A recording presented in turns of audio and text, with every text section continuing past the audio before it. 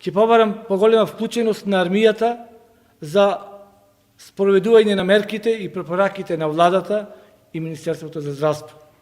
Мора да го спречиме групирањето и гужвите, посебно пред банките и маркетите во нашиот град.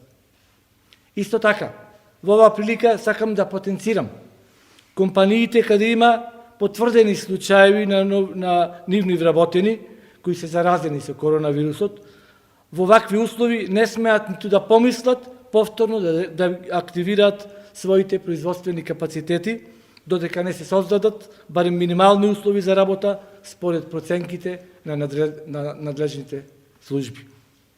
Почитувани граѓани, мора безусловно и без исклучок да ги почитуваме мерките за заштита од коронавирусот. Се работи за вашите семејства, за вашите најблиски, за вашето здравје и здравјето за сите нас.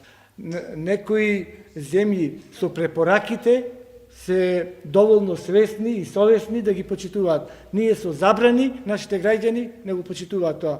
Тоа е трагедијата и мислам дека само свеста кај граѓаните мора да нас да дојде израз. Една од причините е ова што ги повикав утре да разговараме на најдобар можен начин да не снајде дебат.